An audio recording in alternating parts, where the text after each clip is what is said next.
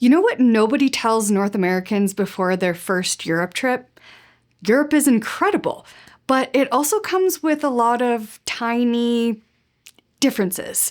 We're not going to call them inconveniences, just little differences, but there's some things that you might not think about until you're there. A lot of hotel rooms are smaller, air conditioning can be weaker or non-existent, elevators can barely fit one person with luggage, if there is an elevator at all, bathrooms sometimes cost money. So in this video, I wanted to share some of the travel essentials that I packed for my last few trips to Europe because there are a few small things that you might not realize you need until you're actually there.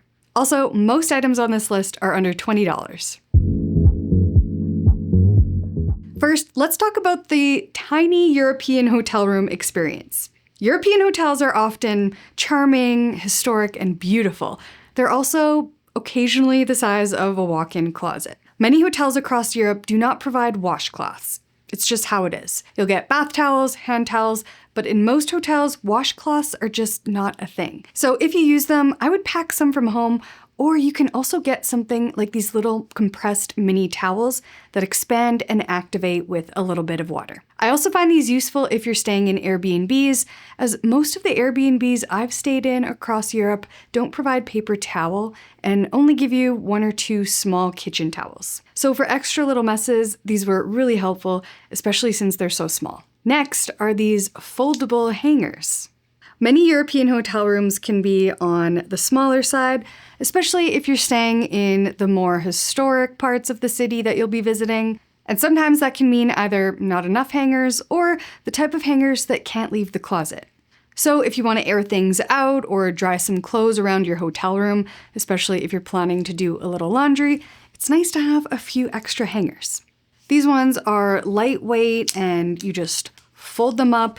They're flat, so you can just stick a few of these in your luggage in the spaces once everything is packed. A couple other things are a toiletry bag that hangs because sometimes, more often than not, counter space in the bathroom is less than ideal. And I always throw in one or two suction cups because sometimes there's not a good natural hanging spot for your toiletry bag.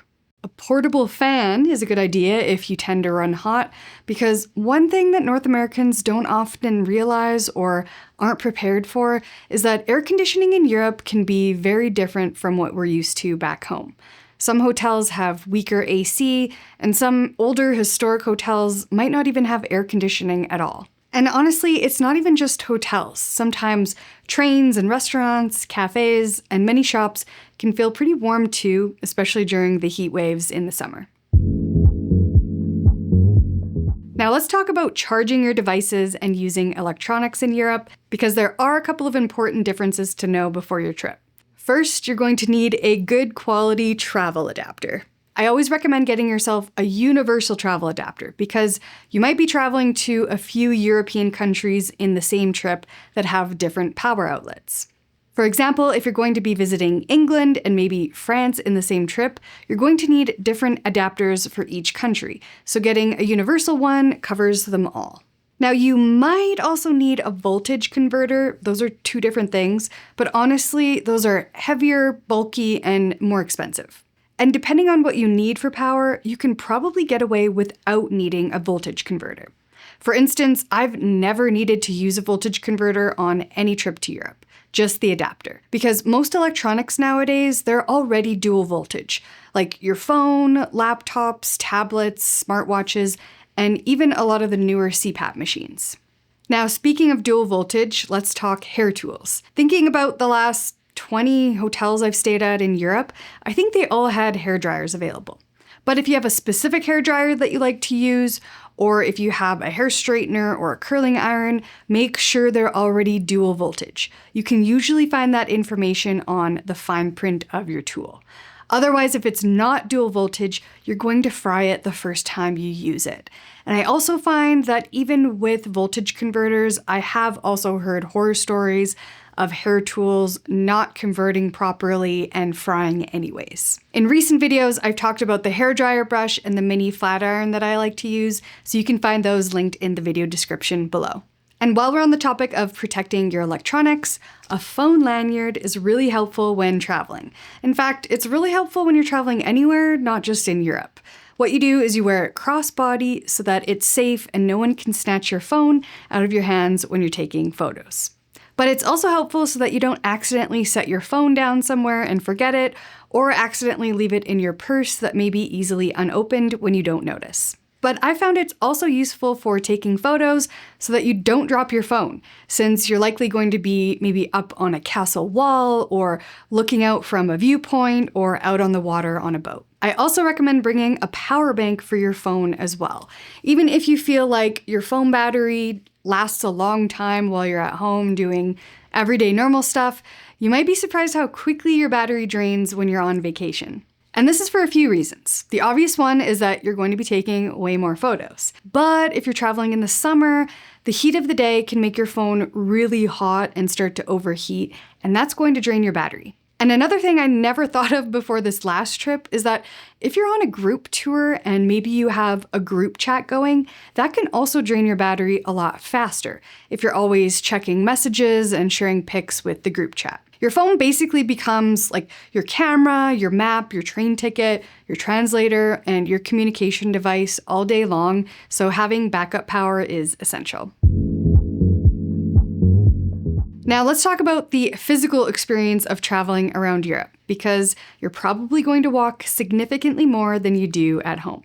So comfortable walking shoes are an absolute must. You're likely going to be doing a lot of walking, but also in Europe, there's lots of cobblestones and different kinds of cobblestones and sizes and uneven walkways and stairs, you name it. So try to find a nice pair of neutral sneakers or trainers that you can walk all day long in. And since it's summer, a comfortable sandal is also a must. And new for this season are these Crocs strappy sandals. I just found these and they are so cute. They're so dainty and they're so lightweight. And being Crocs, they are so comfortable. And so you can wear them all day long, and then you can also wear them out at night too, because they're dainty and strappy and super cute. So truly versatile, meaning you could get by with just these as your vacation sandal. I just bought them off of Amazon. I'll leave a link below. I would size down because I find that they do run a little big. And speaking of staying comfortable while traveling through Europe, especially in the summer heat, if you have thighs that touch, I have to tell you, anti-chafing balm is a lifesaver. If you're wearing shorts or a dress or a skirt, this makes walking so much more comfortable. It's kind of like a deodorant stick that you apply and you just rub it on the areas that you might want to prevent chafing, and you're good all day long. Now let's talk about a few more little day-to-day things that you'll be happy to have.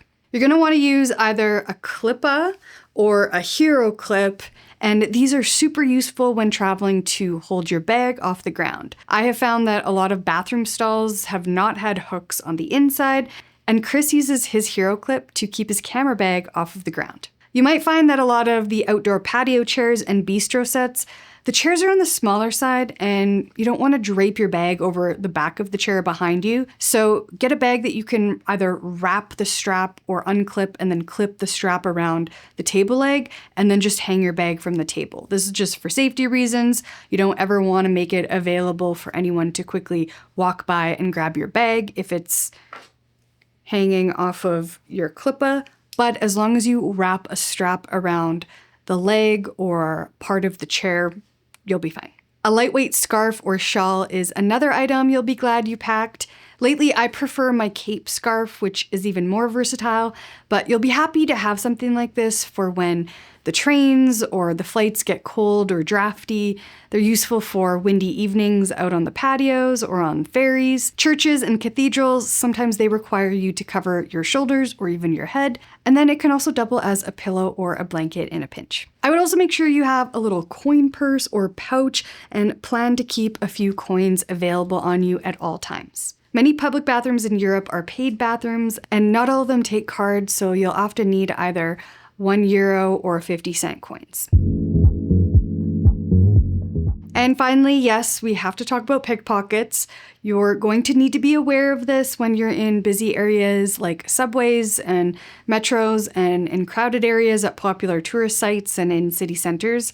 If an anti-theft bag makes you feel the most comfortable, please use one of those. Otherwise, wear a crossbody bag that you can keep in the front of you, on your chest, close to you, or down on your side where you can keep your arm covering it. And then I also recommend you get a few of these S-clips that you can then connect the main zippers together so that they can't be quickly or secretly undone by a potential pickpocket. That's gonna be all for this video. I feel like everyone has at least one oddly specific Europe travel item they now swear by, so let us know in the comments below what yours is. Thank you so much for watching, and we'll see you in the next one. Did you notice Miley was behind me the entire time? Miley, you wanna say hi? Can you see her? Yes, thank you so much. Thanks for watching.